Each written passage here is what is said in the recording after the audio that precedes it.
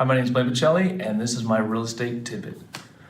So when you're working with a buyer's agent, what do you need to do? First of all, you need to get approved with a mortgage lender. There's pre-approvals, there's pre-qualified, and then there's a DU.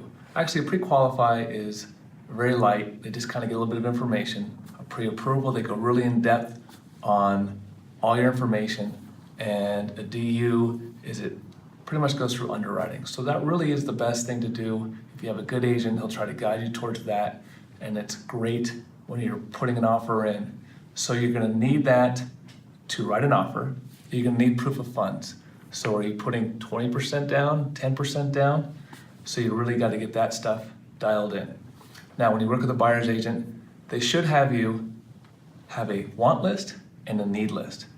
Because unfortunately, you're probably not gonna get everything that you want unless you have gobs of money to spend. So once you write all that down, you have to start talking about areas, schools, what's really important to you. Because I've talked to clients that don't know about certain areas that they never considered before, and all of a sudden they're like, oh, I think I could do that. I think I can manage that with the drive and so forth. So they should tell you about the whole process. So let's say you start looking for a property and you find one, you write the offer, you have the DU, you have your proof of funds, and then you sign that offer. They accept it. What happens now? So there's a process, there are contingencies. There is the inspection contingency, which is typically 17 days, appraisal contingency, also 17 days, and the loan contingency, which is 21 days. But that's boilerplate on the purchase agreement, and that's also negotiated. So you have to get through your inspections, which is really important. You should always do a general, should do a sewer line, and then you should do a chimney inspection if it has one. And then sometimes with the general, they might say, you should get an electrician for the electrical panel.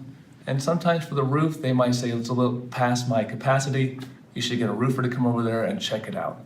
So it is expensive to buy, but it's a big investment for you. And you need a professional realtor to guide you with those inspectors, because I've seen some inspectors come in that don't know anything what they're doing, and it's really frustrating. So they might miss something that's gonna hurt you in the future. So you really need to talk to a professional realtor.